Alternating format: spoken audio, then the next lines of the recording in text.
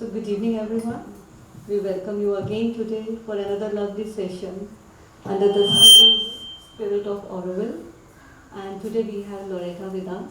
We are really grateful for her to be here today with us because we've been planning for a long time to have her giving a talk. It didn't work out, but with Bee's intervention, it worked out finally.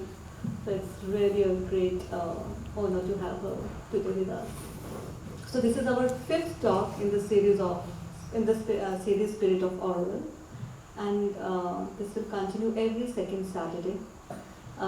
This time we did it day before, 2 days before, because the hall was not available. But all those who are new and really don't know when it is, so please we'll keep you updated through news and notes and all. So that would be nice. I give it to B while the people are still coming in, and he can introduce a bit more.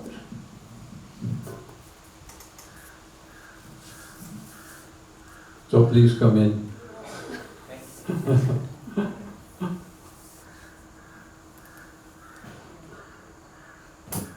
So welcome everybody, and thank you, Shilpa.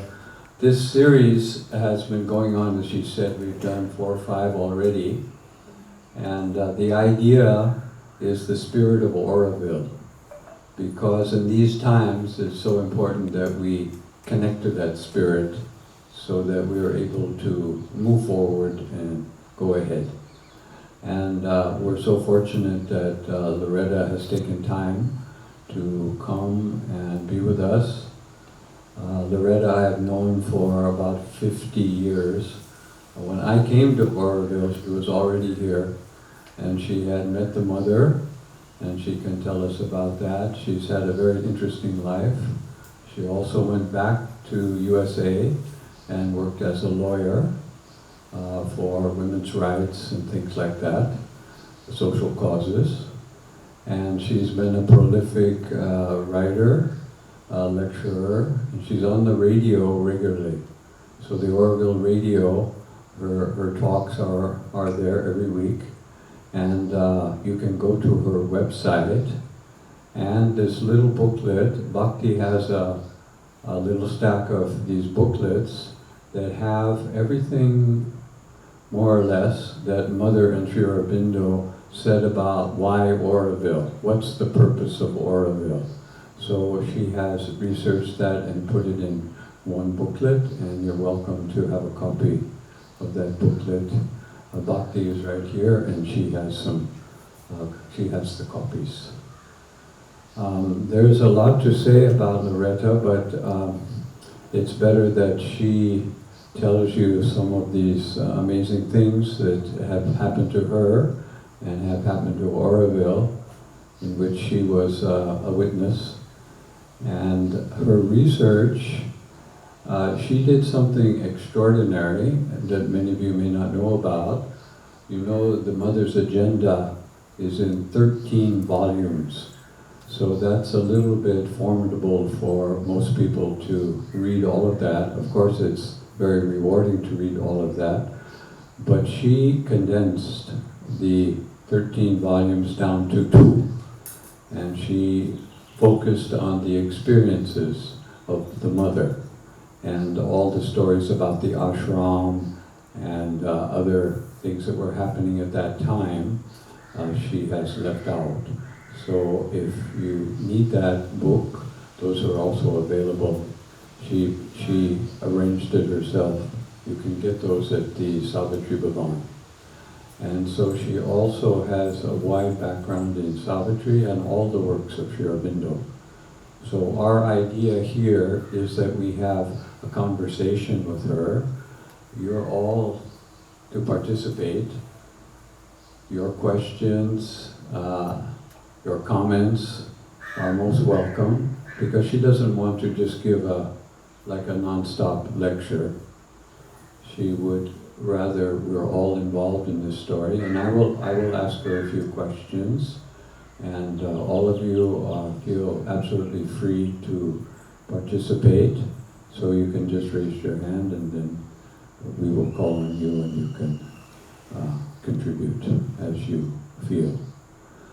The idea, she has gone deeply into Why Auroville? Where does it come from?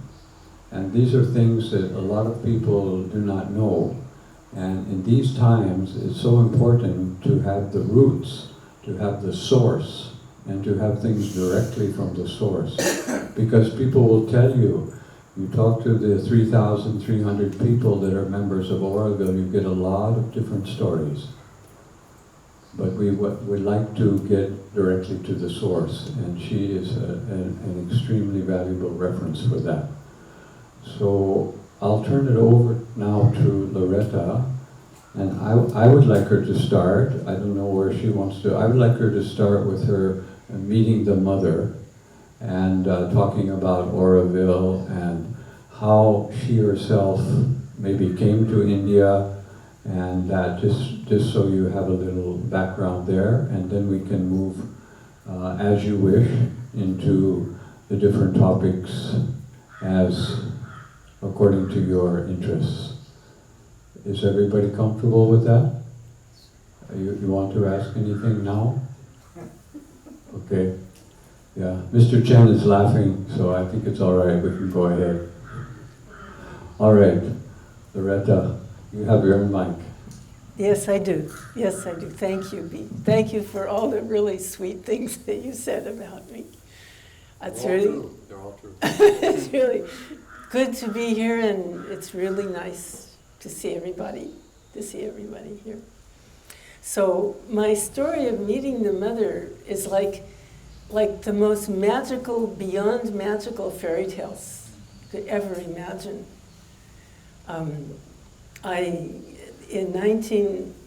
came to India in 1969 because yoga had started coming out to the United States, and I sort of had some interest in that.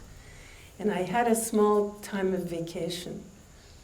I was working on a Master of Fine Arts degree in ceramics, and that's not just a master's degree, that's like a top master's degree. When you get that, you can teach at the college level. You walk out of school, you're a college teacher. So my whole life was settled. I'd been accepted for the final project, and I came to India for 6 weeks,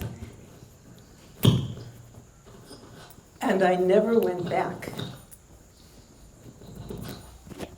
When my feet touched the soil of India, I changed completely. I can't explain that, but everything changed for me. And I heard here in this country the idea of personal progress.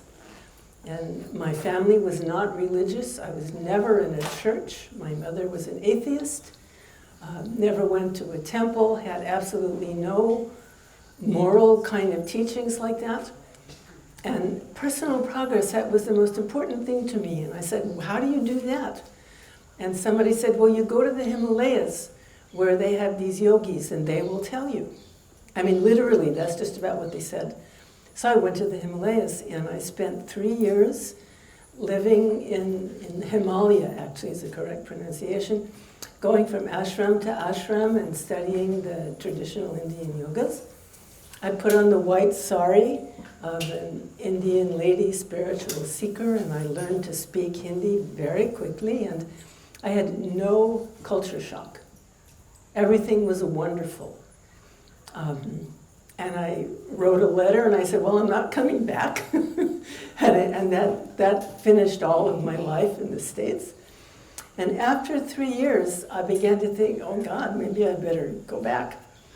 I mean, I already wasted one half a plane ticket. And so my parents sent me a plane ticket. And I had been in the jungles for 3 years. I'd never traveled. Now in this country, everybody travels. That's like the right thing to do. In those days, 54 years ago, you did not travel.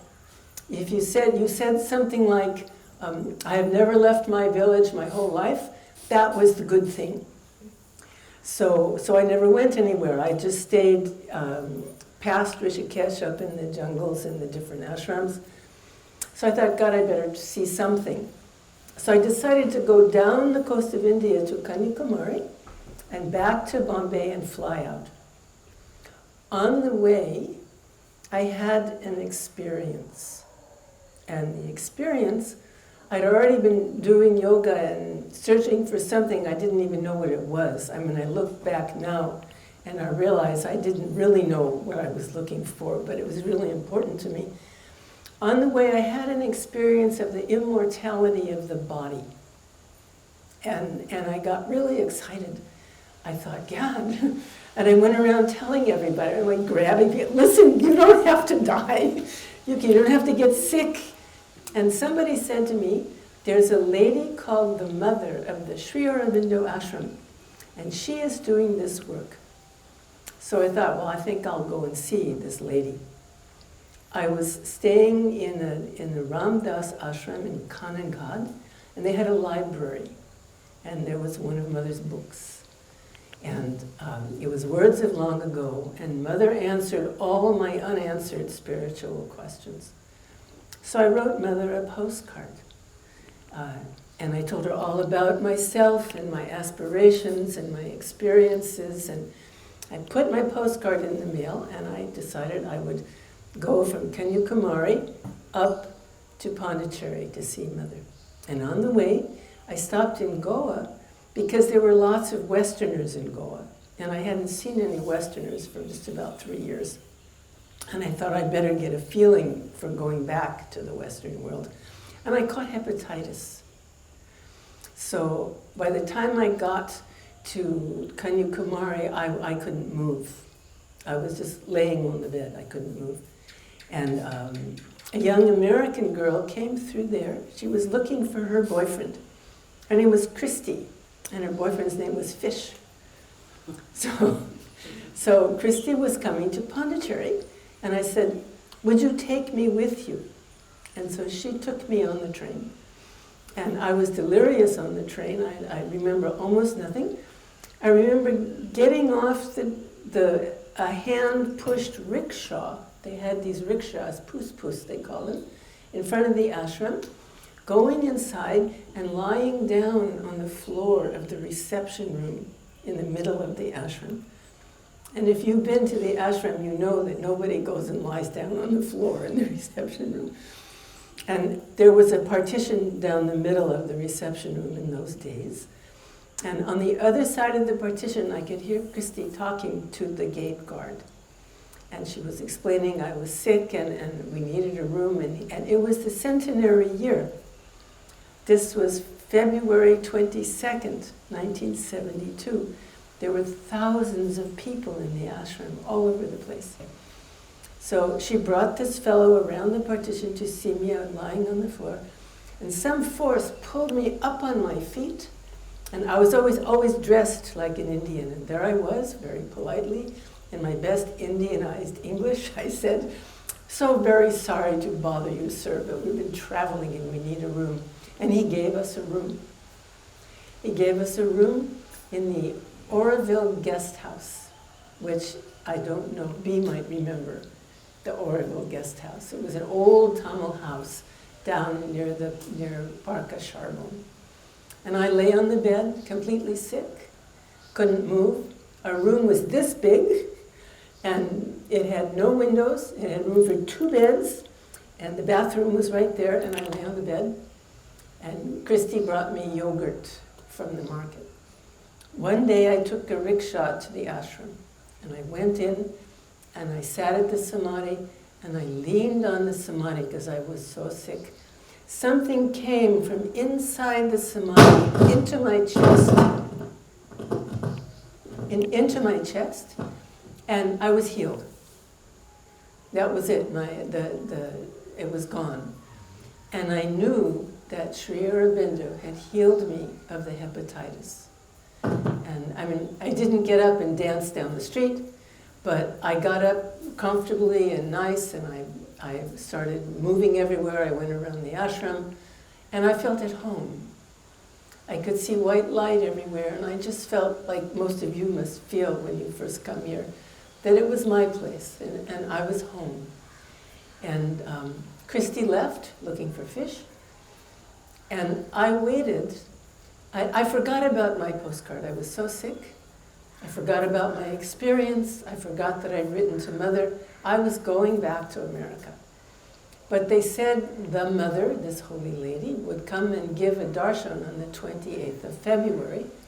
And I was in an ashram guest house, so I had a card, I could go.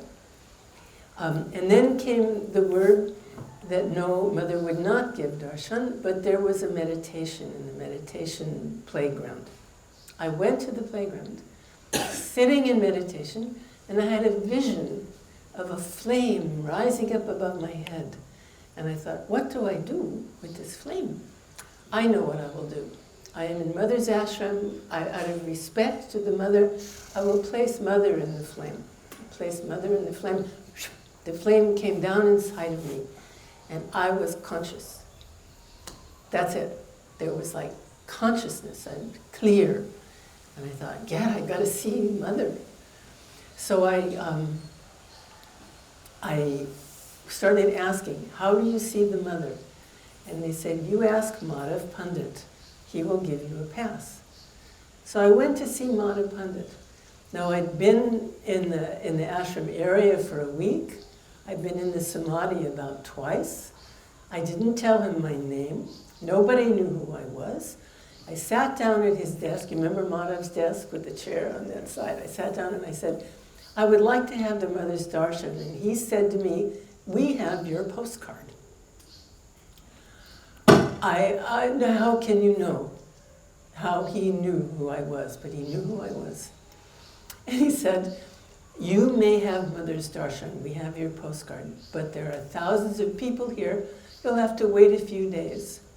And I said, I'm sorry, I can't wait. I'm going back to America. And I got up and I walked out of his office. And the next day, I was in the samadhi. And a fellow came up to me, and I can still see his face. And he was an ashramite with the white shirt, and he said to me, and how he knew who I was, I will never know. He said to me, Madhav has got you a pass to go for Mother's darshan the day after tomorrow. Go get your pass. So I went, I got my pass, and then I started preparing for darshan.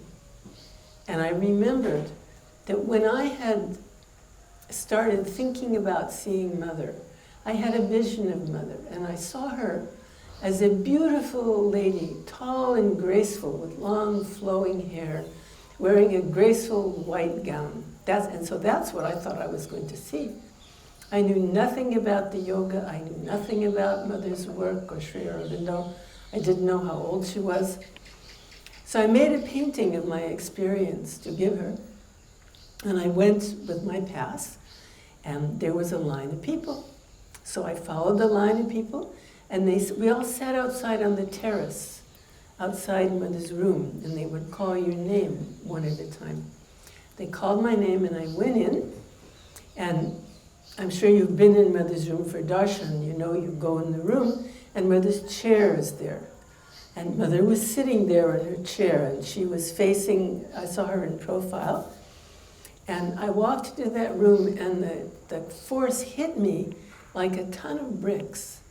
And I lost my consciousness completely. I didn't know where I was, and I didn't know who I was, and I didn't know what I was doing. And in front of me was Mother, and she just looked very old. And I bent over, and this was not Mother that I had in my heart, and I didn't know what to do. So there was a line of people going around the room, and I didn't look at Mother. I watched them just so I could do something, and to do something, I was really completely gone. So around the room I went, around the room. Then I saw that everybody would kneel down, and they would look up into Mother's face. It's okay, I was going to do that. I got in front of Mother, I kneeled down, and I looked up into Mother's face. And Mother was the youngest person I had ever seen.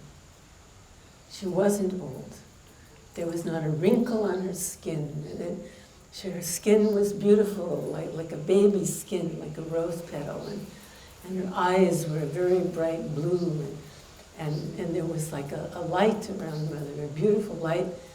And I knew, I don't know how I knew, that it was consciousness. pure consciousness.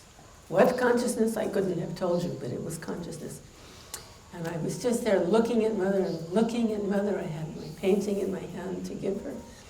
And in Mother's room, just like in Sri Aurobindo's room, in Mother's room, when you go for darshan, there are attendants.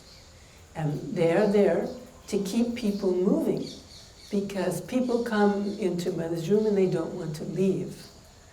So there I am looking up at Mother, and behind Mother there are these 3 people dancing around and saying to me, something, do this, do that, do this, and I'm ignoring them, looking at Mother. And I offered my painting to Mother, and she took the painting, and then she said to me, and she knew I spoke English, of course, because she knew exactly who I was. That became really clear to me as time went on, that she expected me. She knew exactly who I was. But of course, I didn't know that. And she took the painting, and she says, for me, in English, and I said, yes, it's for you. And then all these people behind Mother started saying, do you want it? Do you want it? Mother has touched it. Do you want it? And I think, what are they doing? I said, no, I don't want it. And then I'm looking at Mother and looking at Mother, and then I hear, put your head on Mother's lap, put your head on Mother's lap, put your head on Mother's lap. So I put my head on Mother's lap. And Mother blessed me by touching the top of my head. And I still feel that touch today. I can still feel that touch. And that was it. I was home. I was where I'd been born to be all my life, and I knew it. And I was never getting up. And I remember my thoughts. I said to myself, I'm not going to move. You can't do that. But I did that. I believe for the rest of my life that's where I was going to be. Nobody can make me move. And the time went on. Nobody said anything. Nobody touched me.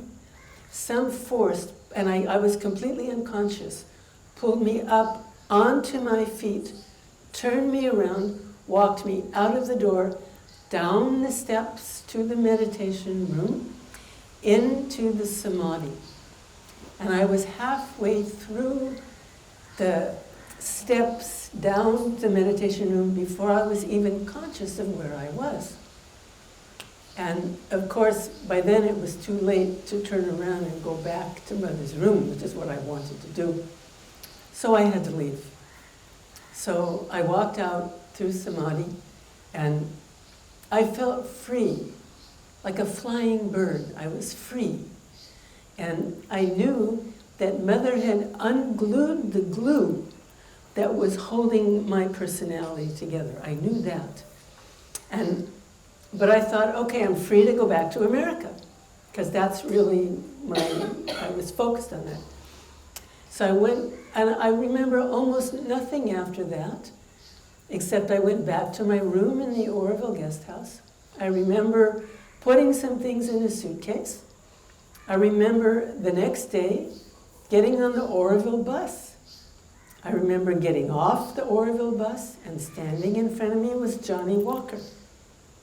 And Johnny Walker said to me, he didn't know me, I didn't know him, he said to me, I'm moving out of my room in the Matra Mandir workers camp. I want to live in a capsule. You can have my room. And I was living in the Matra Mandir workers camp at the center of Auroville. And I have no idea how I got there. And so this is what Mother did. She put me there. So nobody said anything to me. I wandered around, I ate in the dining room. I still didn't understand what the Matra Mandir was for. I don't think I talked to people very much. Nobody asked me what I was doing there. The second night I was there, I woke up at 2 o'clock in the morning, and I was conscious of the fact that I was having a conversation with somebody. And it was Mother. And the Mother that I saw coming to talk to me was just like the Mother I had imagined. Beautiful, graceful, wearing a beautiful long white flowing robe with beautiful long hair. And she was saying to me, are you okay? Is everything all right? Do you have everything you need? Is your room okay? And I knew that Mother loved me more than anyone ever loved me in my whole life. And at that moment, I just gave myself to Mother. Just like that. And it's been that way ever since. I have never stopped thinking about Mother, wanting to see Mother, talking to Mother. It's just, that's it. So I was around the camp for a few days, and until the idea came to me that I wanted to stay in Auroville. That didn't come right away. I kind of didn't know what I was doing. I was just there walking around. And one thought had come to me. The kitchen wasn't working very well. And I had, when I was in Himalaya, I had served in a lot of very primitive ashram kitchens where you, the stove was a fire in the corner, the hole in the roof, and the water was pots of water on the floor, and, you know, and serving the guru and all these kinds of things.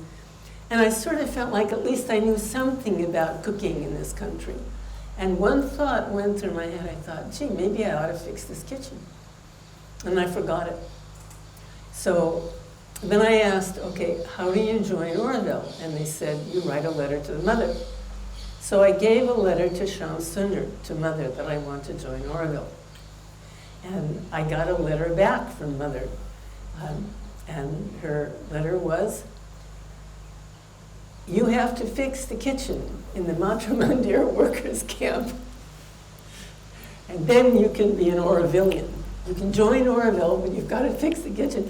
She'd heard every thought I had, and she still does. And I think it's important. I mean, the topic that I've been brought here is basically, you know, how do we follow Mother's purposes in Auroville? And that's how we follow. That's the bottom line. That's how we follow Mother's purposes in Auroville. I mean, I have more to say about that, but that's the basic thing. So I'm not going to go on much with this story, and just to cap it, I worked for 2 years in the kitchen, 3 years actually, and on the Mantra Mandir, I worked at the concretings and all that kind of thing. And one day I found some of these Japanese paper lanterns that they started to make to cover the naked light bulbs in the top of the keat roofs of the dining hall. And when I did that, I felt like a being had come to live in the top of the dining hall. And I thought it was an angel living there. And so I went to see Madhav Pandit. And by now, of course, Madhav was a good friend, and I go and I used to talk to him and ask him questions and things like that. And he said to me, when Mother gives someone a job, she puts an emanation of herself in that job. And when the job is complete, that emanation is fully manifested. And so that is what you feel. Your job has been completed. That is what you feel at the top of the dining hall. So I had done what Mother asked me. I had fixed the workers' camp. And as it turned out, very soon after that, I left Auroville. It just happened. It happened in another way. I was taken out the day before all Hades broke loose with the society fighting, and Mother protected me in such a way that I knew nothing about it. I never heard a single word about any of the fighting in Auroville until I returned to Auroville 26 years later, and then someone told me this story. And that's the protection that we have. That's what we get when we follow that requirement for Mother's building Auroville, which is to be always with her and with Sri Aurobindo. So that's my story. If anyone has a question, Okay. Do you want to suggest another topic, Lee? That was.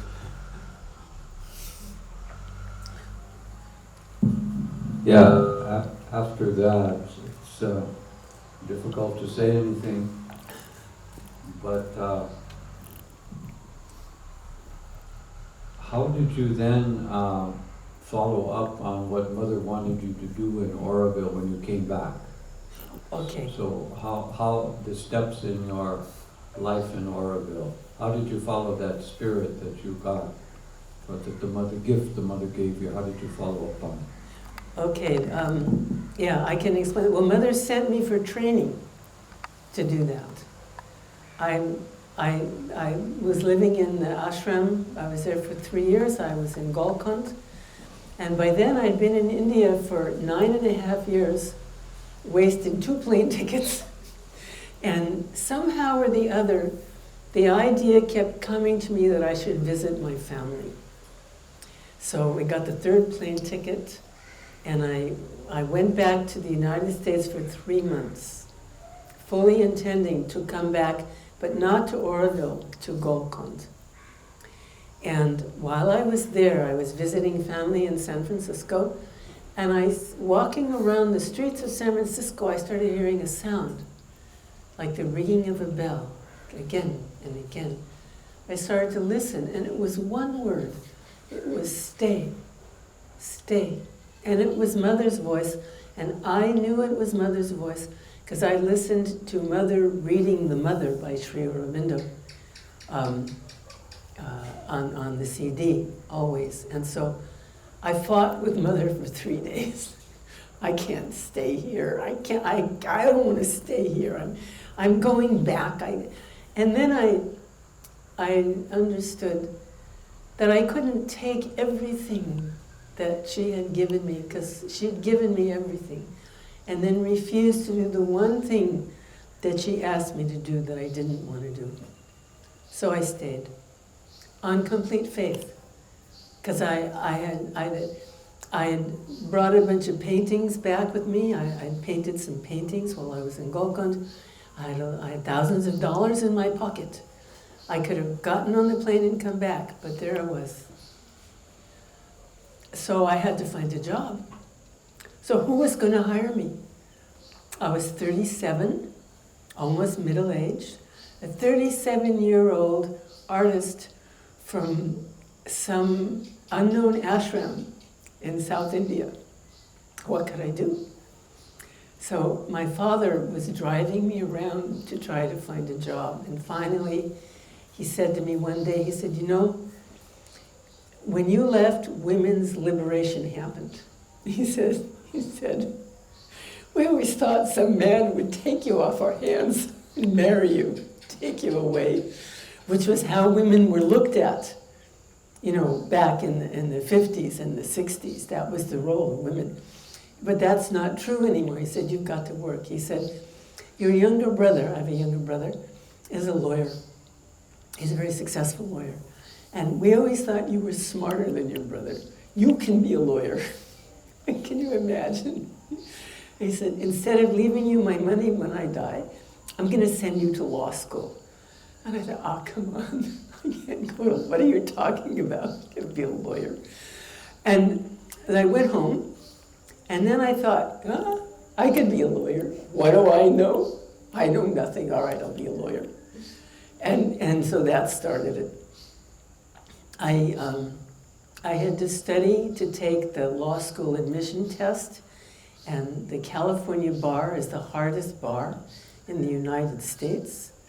And I took courses, and I don't know what I did, but God help me, I passed the bar, the thing, not the bar, I passed the test with enough score, and then I had to find a law school that would take a middle-aged lady artist from India, and a law school accepted me.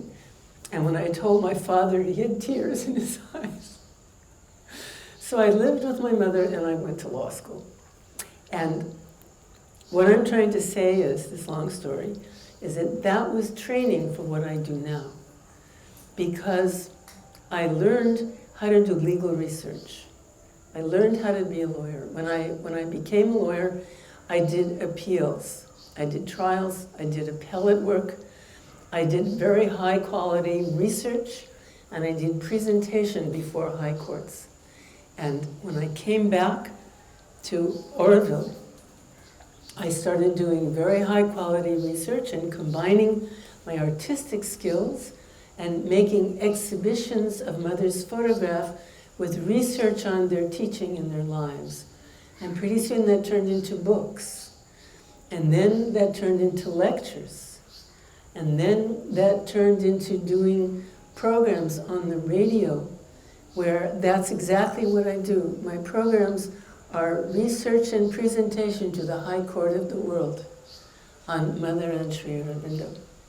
And the purpose of doing that, the only purpose, as far as I'm concerned, is to bring Mother and Sri Aurobindo. That's all. And so when I do my research, when I try to write, what I do is I try just to let Sri Aurobindo do it through me. And sometimes I fight with him because I add Mother's own words and Sri Aurobindo's own words into my classes, and I get this idea, something I'm supposed to add, and I say, I can't do this, it doesn't work. No one will like it, and I fight with them, and finally I give up. And then when I read my whole talk, when I rehearse, I think, well, this is pretty good. And he has done it all. And then when I do my program, when I sit there in the radio, in the sound booth with the microphone, and I read all my papers, because I write down every word not to make a mistake. And I read all my papers. I just pray that Sri Aurobindo is saying it through me, that it comes out. And for 5 years, I can tell you, I never knew if anyone was even listening to a program. Because you don't have, it's not an audience, so you don't get applause, you don't get... And then it happened that one of the radio workers told somebody else in front of me that my broadcasts get more hits than anything else on the radio. So then I knew that people were listening. And the programs go out all over the world, and when I was here in the early days, living in the camp, I used to run around and talk about Mother to everybody. And somebody complained to me, you're trying to shove Mother down our throats. And I'm doing the same thing. I'm just doing it in a more acceptable way. But that's what I want to do, and that's what I do. You wanted me to talk about the website, didn't you? Yeah, mention it. Mention the website so that if people want to hear any of these talks, everything's on the website. Everything she has done, somebody has come and put up a very professional website. So all her work is there. So if you want, any further information or just to see what's there, give them the. Okay, it's integral yoga talks.com, integralyogatalks.com. And it has on it, I have more than 90 classes on Mother's questions and answers. I have 150 classes on Savitri. And I have all the public talks that I've given and all my books. It's all free. I've never taken a penny for anything I've ever done. It's not mine. It's Mother's, and it's all to bring Mother to the world. So you can find things on there if you want to find them. Does anyone have, a question? Where would you like to take it? I mean, some people may be interested in Savitri or other things. Yes, Jada. I'm curious about your journey from after 26 years back in USA. What is it that brought you back to Auroville? Okay. Like a transition.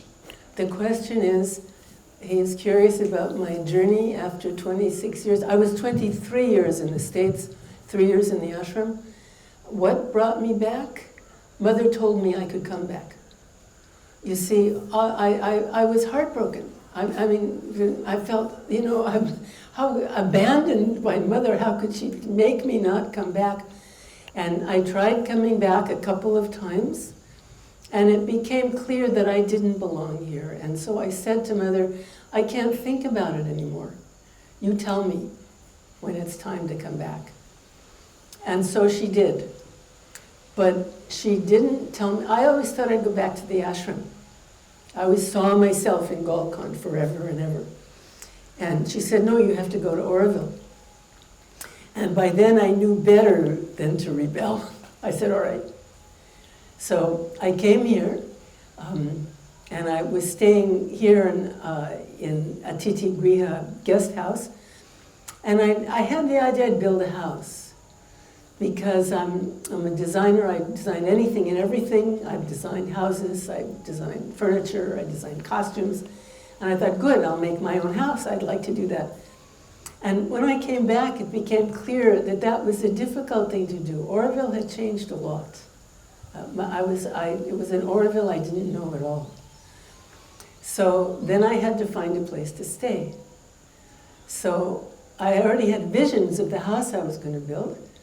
And I had a friend who was living in Invocation, and I got in touch with her and I said, I'm looking for a place to stay. And she said, there's a place across the hall from me, come and look at it.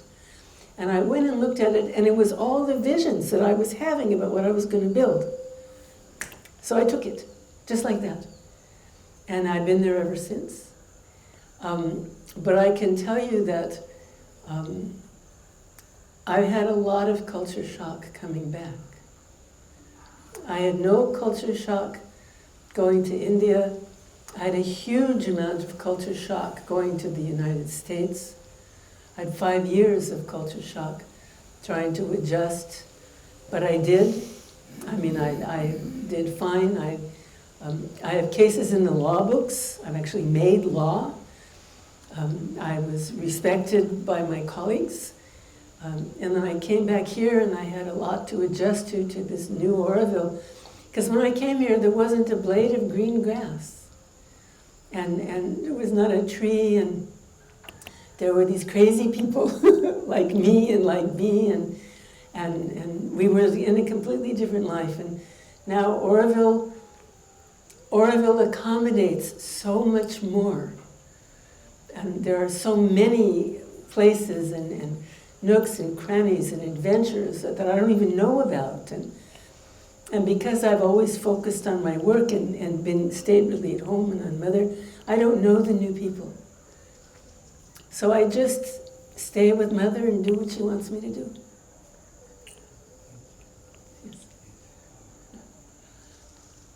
Any other questions? What do you feel called to now in this time?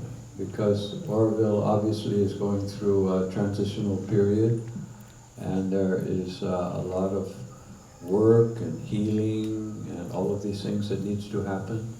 How would you suggest navigating that, and how to pull up the roots of what Mother and Sri Aurobindo have given, and how people can take it and digest it without, because there's a lot of resistance, Mother said, Sri Aurobindo said, and people club each other with the quotes.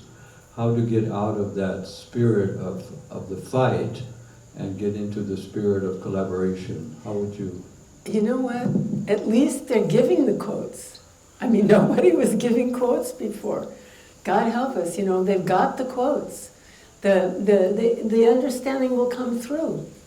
Everyone's thinking about what Mother and Sri Aurobindo said, even though, the resistance is the world's resistance to change. That's what's going on. When there's resistance, we're like a public street. We are an open field for universal forces to come and go, and we don't even realize that.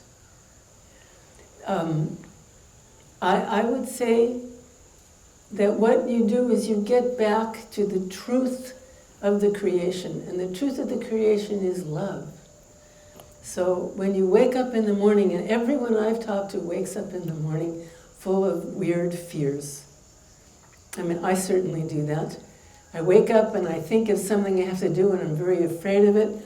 And I say to myself, I don't have to be afraid of that. I think of something else and I'm afraid of that. And then the next thing, and the next thing, I mean, it's stupid. So I wake up in the morning and I think I'm sending love out to the world. And I do that a lot. Goodness and love and care. And everybody that I think about, I send that to them. Goodness and love and care. And I think if people knew who Mother and Sri Aurobindo are, they would want to read their books. The best way to feel good is to have a touch of Mother, a touch of Sri Aurobindo. And you can get that just by opening any book and reading their words. And I can tell you without hesitation that Mother has answered every single question about life that you can possibly have in her questions and answers, in her classes to the students. And she's done it in a language that we can easily understand because she was teaching in French to students that were just learning French. And so she speaks very simply. And she's got all the answers right there. There's a nice way of doing this. Sri Aurobindo used to do this. He wrote about it in his diary. He called it sortilege. He would take a book and he would open the book at random with a question and he would find the answer on the page. And Mother taught the students in the ashram to do this with Savitri. She said, take Savitri and take like a letter opener and just insert it in the page and open the book, and you will find the answers to your questions.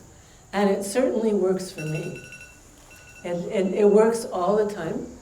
Sometimes I have long conversations, literally long conversations. You wouldn't believe the odds of these things happening that don't exist, but just with that.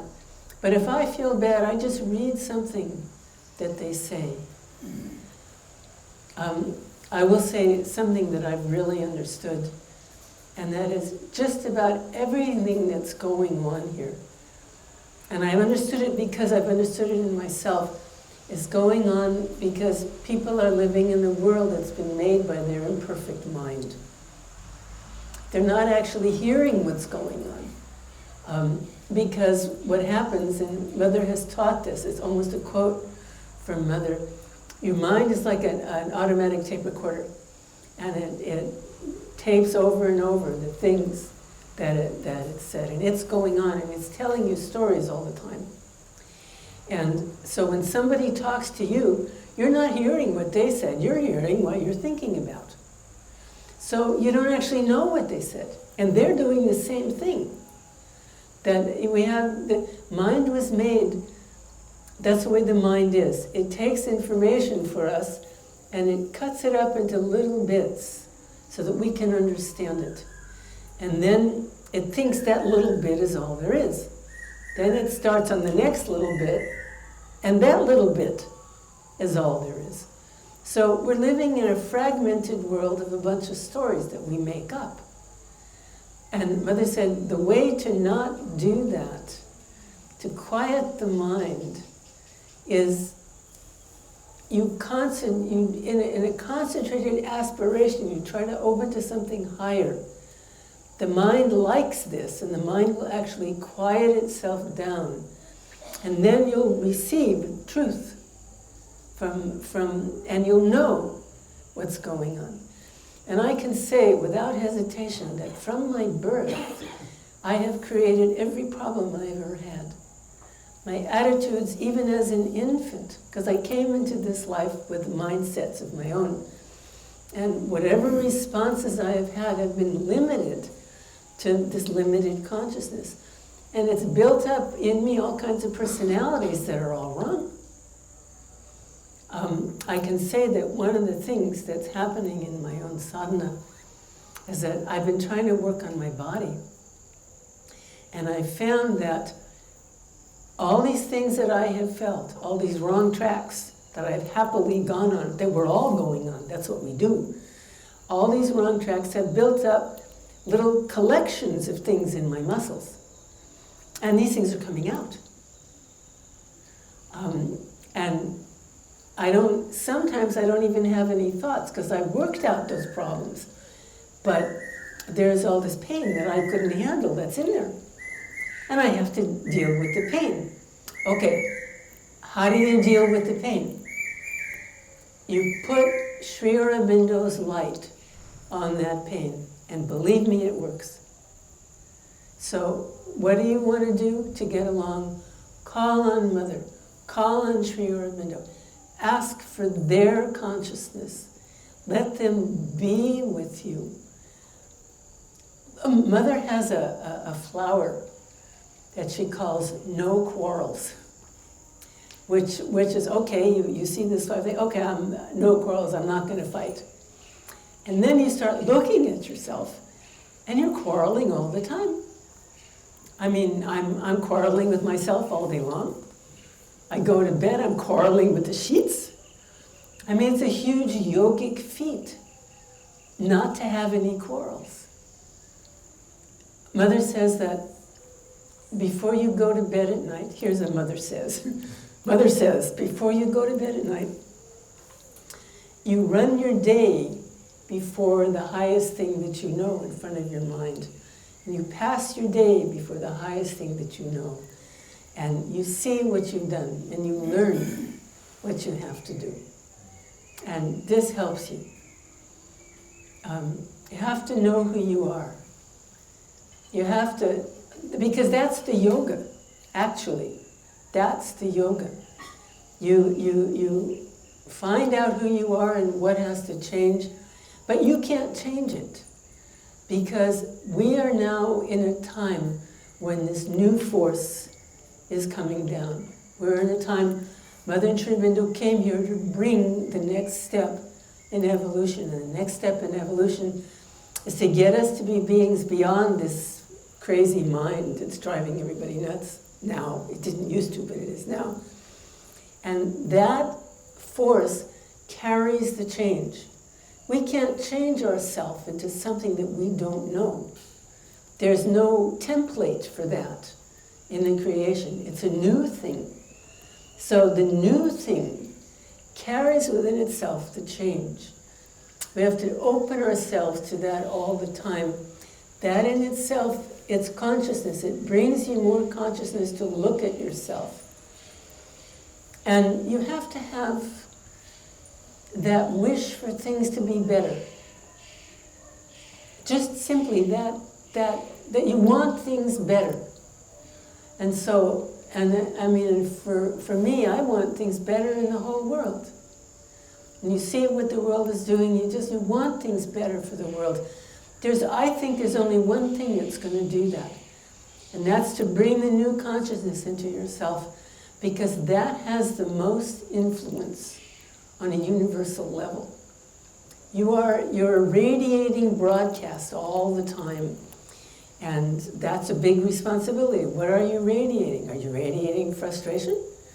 I mean, I radiated anger most of my life and I didn't know it. I mean, that's what American youth does, right? We rebel. I'm a child of the 60s. And that's within my cells, and I was doing that. Had to clean that out. And when you clean that out, you purify, you leave an empty space. And so you put something in that space. You put Mother's love, you put Mother's presence, you put consciousness, you put the new consciousness, and you change. I can tell you that not only myself, but most of people that I'm friendly with in Auroville, they don't know who they are anymore. I don't know who I am anymore, because I'm changing so fast. And so people ask me, how are you? I say, I don't know. I mean, my health is good, I'm not sick, but I don't know who I am anymore. Everything's moving so fast. And we're holding on, because it's moving so fast. And the thing, you need comfort. You need comfort, you need security. And you will find that stability in the consciousness in everything of Mother and Sri Aurobindo. So that's my advice. I have a question. Yeah, hold on, get the mic up.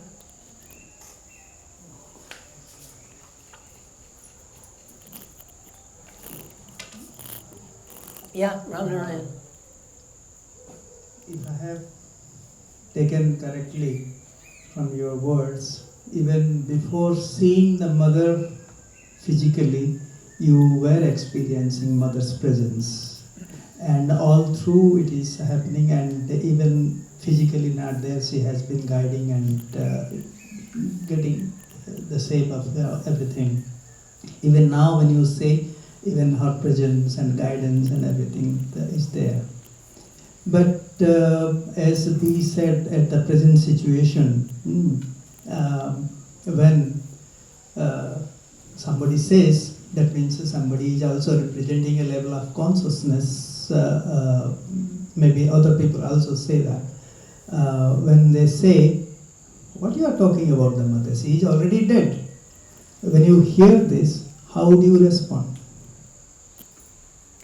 Mother was a fully realized being. Their consciousness is in everything. Before they left their bodies, their consciousness was in everything. When your consciousness is in everything and your physical body drops away, where do you go? There isn't any place to go. Your consciousness is here. There are many beings like that from the different spiritual lines all down through the ages, and Mother and Sri Aurobindo are two of those. They came here to bring the new consciousness. I'll tell you something, there's only one thing they said in all their writings. They talked about the new consciousness and how to have it. That's the bottom line, everything that their writings are for. That's what they did when they were in the body. That's what they're doing now. They're very accessible. And you brought up a sweet story that I want to tell.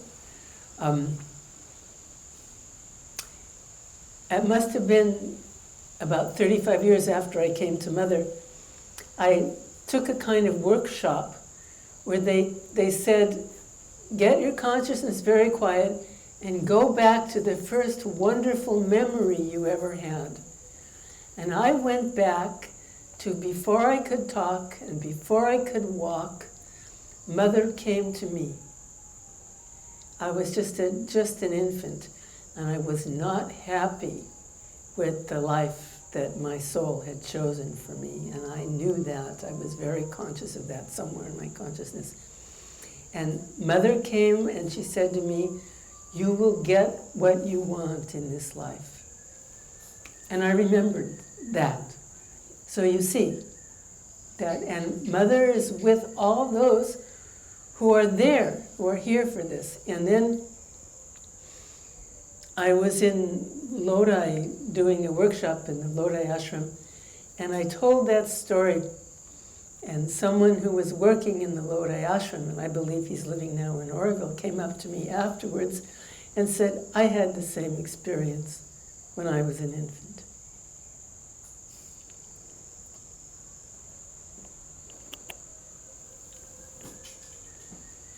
Any more questions? Talking of justice. Oh, hold on, Arvind. Oh, yeah. Sorry. But wait 1 second, because he started to speak. We'll get you in a minute. Yeah, you can do first. Or, no, go ahead. You've got the mic in your hand. Many situations in our present times here force us towards finding a justified way of doing things. Sometimes an internal.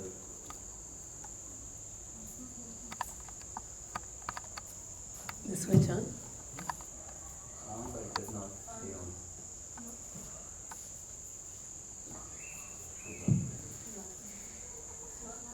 Okay, just give your question, I'll repeat it. Okay.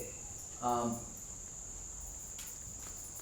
looking for, with the light of Mother and Sri Aurobindo's teachings, if we can explore restorative justice in Auroville.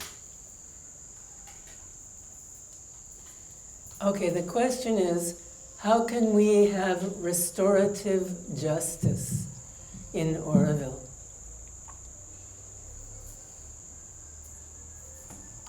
With love.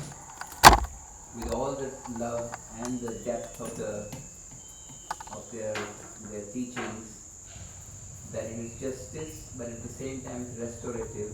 It's not punitive justice. Okay, I will actually. That's a subject that I spoke on as an attorney. When I was in law school, I wrote a paper on punitive versus rehabilitative justice in the prison system. And for the very, we do it by helping people. For example, I had actually suggested this in a public meeting once. If someone has done something that's like so horrible, we have in Auroville a huge resource of healers and teachers.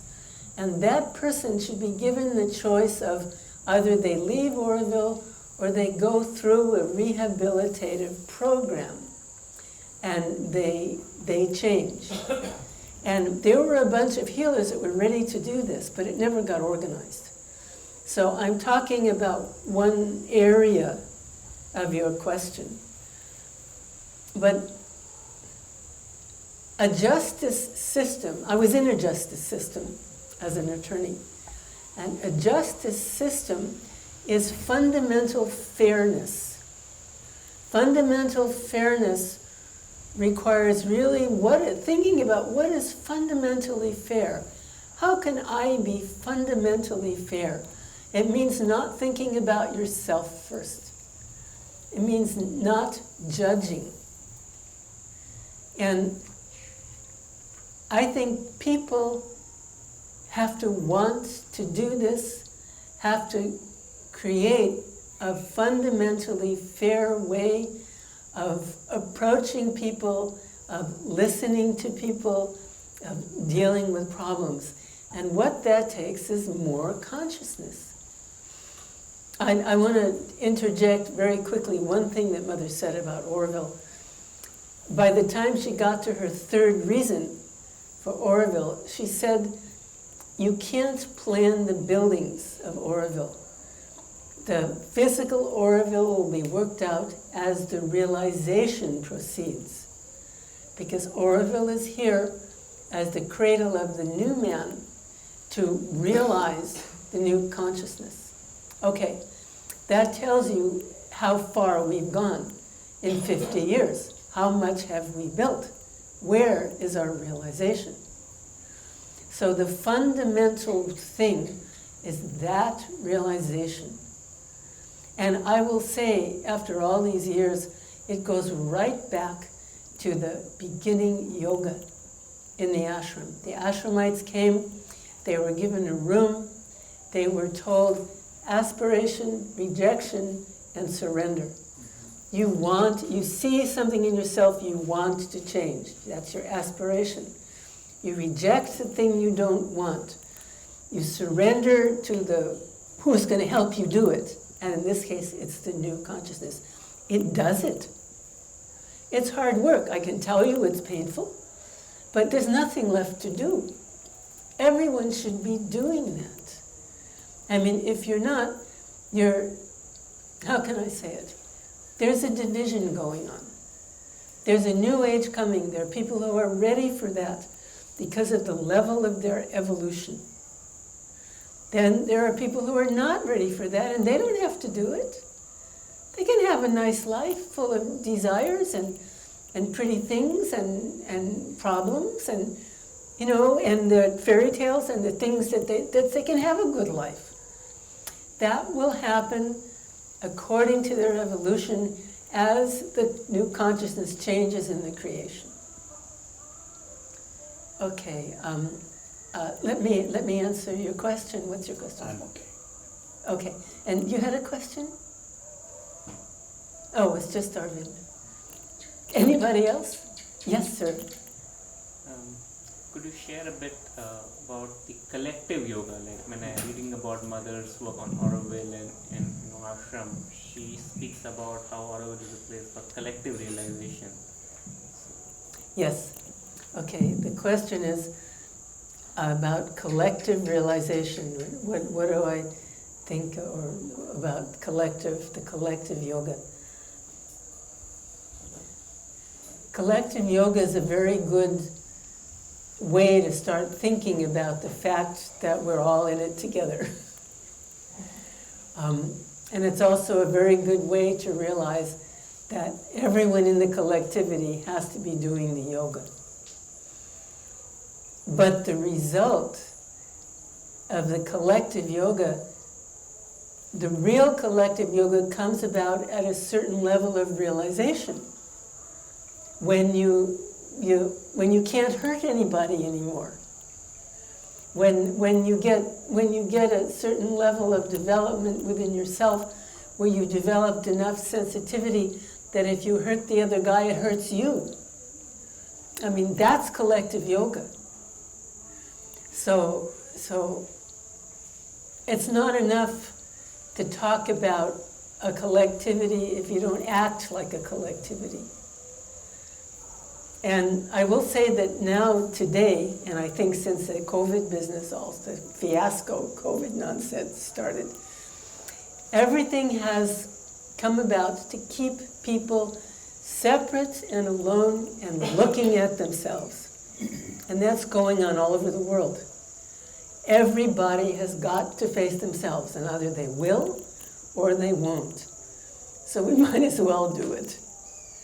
And the truth is that it's if you can do it open to Mother and Sri Aurobindo and the new force and the love, you're drawn on, and it does happen.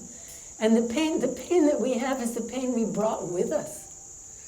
The pain that we have is the pain of our ancestors. Mother says that our cells are pessimistic because they keep the memory of all the pain of so many lifetimes.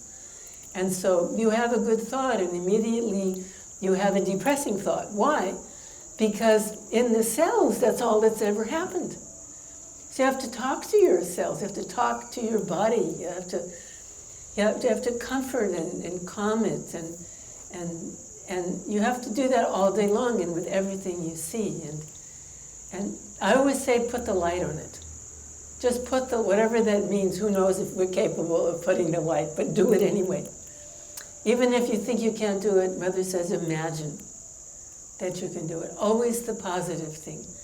Just, you can say nothing negative anymore. I would say that's a very good rule to live by. And you don't realize how you're being negative. So that comes little bit by little bit, and you see, and it's okay, now I'm not going to do that, and then you do it again. I mean, it's a long work. Anything else? Do you want me to say something about Mother's reasons for making Auroville? Do we have time? Yes, we have time, I think. We have a little time, Shilpa. We can continue. I mean, everyone is always free to leave, of course. Yes, I would like to continue a little bit, and you say a little bit about that. Okay, so I wrote this booklet. Has somebody got a booklet? I'd like to put it on camera. Okay. Yeah, I just want it to be seen on camera. That's because this is available for free. I always put it in the town hall where it says for free distribution, and so if you're not here and you can't get one here, you can get it there. I gave a talk to the children of the graduating class of Transition School on all of Mother's reasons for creating Auroville.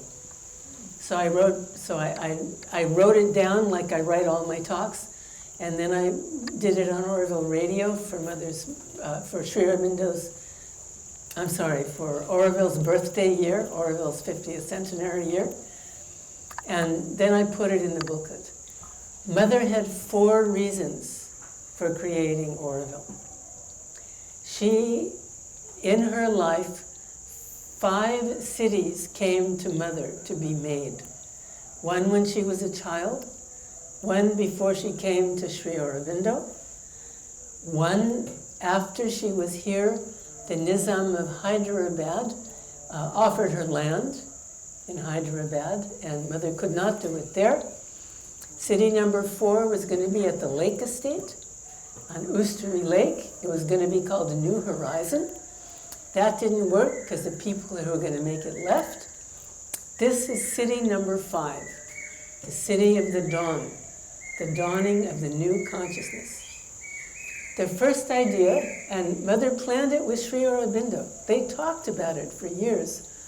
This place was going to be a place for a few special people who were ready to evolve. They would be here, they would work on themselves, they would receive the new consciousness. In an occult way, this would go out to the whole world. And Mother planned this until 1966. And in 1966, somebody kept asking her, what is truth? What is truth? What is truth? And Sri Aurobindo said to Mother, there aren't words for the new truth that's coming, but you can live the new truth. And Mother had a vision that all over the world, people should know about Auroville, because the truth is that Auroville had the power to prevent war. If people came together and worked in peace together, it would have an occult effect all over the world, and war could be prevented. So then Mother shifted from nobody knowing about Auroville to 2 plans. People would work for the new consciousness, people would work together to build Auroville in peace, and it would prevent war. A month later, Mother had a vision of the nations all over the world building the bombs, the hydrogen bomb and the atom bomb, to destroy the world. And she could see the consciousness of the men. She could see the destruction of the world coming closer and closer. And a call rose up in Mother, and an aspiration to neutralize this. And Mother heard a voice, and the voice said to her, this is why you have created Auroville. So Mother had her 3rd reason to create Auroville. The 3rd reason opened up Auroville. Not only would people in Auroville be working to build Auroville, but people all over the world would be working to build Auroville. And this occult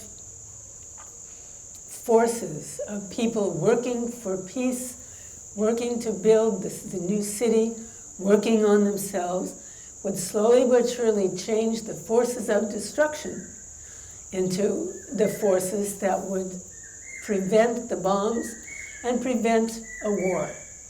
And by God, it's been successful. Right now, we have a world war in cyberspace going on the computer, and it's working itself out on a whole other level. Then Mother had a 4th reason. About 3 weeks before the inauguration, Sri Aurobindo said to Mother, India is a place that embodies every problem in the world. And in India, every problem in the world will be worked out, because India has the solution for the whole world. And Mother said, that is why I have created Auroville. Auroville is here to help India to work out what it needs to work out so that it can bring, and Sri Aurobindo said it would bring a higher, truer life all over the world. India would do this. So Auroville will do this. So if you notice the physical facts, There are more Indian nationals here than from other countries. Many more Indian nationals here than from other countries. There are many wonderful, skilled people in Auroville working in India to help India. There are people from botanical gardens restoring India. There are consultants from different places in Auroville working in India to help India. And the Auroville Foundation is here. I didn't think about it when I wrote that many years ago, but when I reread the booklet so I could be prepared to talk, I thought, no, that's the foundation is here, and this is supposed to happen. So there's an occult connection with the presence of the foundation and the let us say, the helping India to become its true self. And so whatever the foundation does, it's somehow or the other, on some level, it's also working on that. Everything belongs here. It's all part of Mother's work. So, and Mother said, you can't build it all at once. If the physical Auroville is all finished, the reasons, the purposes for Auroville will not come about. It's the ongoing working together all over the world of the building of Auroville that will bring the purposes of Auroville. So, for example, the government can't come in and build the place, and it won't be able to. Because nobody, I've seen this, nobody can build something in Auroville that's not supposed to be here. It just, by God, somehow or the other, it does not work. The Auroville, there is an Auroville, and it is manifesting. And if we can get ourselves into the track of that manifestation, we can be part of that, it will manifest faster. For one reason, because we will change, and we will have more consciousness, and the world will change, and everything will change. So that again addresses your question, what do we do now? It's not about, well, we go and tell this person to go over here and do this. It's not about we reorganize this department. It's about we work on ourselves, we do everything better, whatever department we're in. That's who we are, and that's what we're supposed to do anyway, even if we're not doing yoga. We're supposed to grow and improve. If you don't grow and improve, you start to die. The minute you stop going forward, you start dying somewhere. And that's why the idea of old age is so stupid. Because there isn't old age. There's just a time comes when you've messed yourself up so bad that the body's breaking down. And you're stuck with what you've done to yourself. And you say, I'm getting old, and you go to a doctor. And the doctor says, you have this disease. Oh my God, I have this disease. And you get older. That's not what you're supposed to do. You are supposed to very simply increase your consciousness, increase your love, increase your service, work on every single part of you, and the divine will take care of the rest. If there comes a time when you're supposed to leave this body, God help us, you should be able to just walk out of this stupid thing and go where you're supposed to go. And Mother will do that. She will open the door and she will take you. And that's what Auroville is for.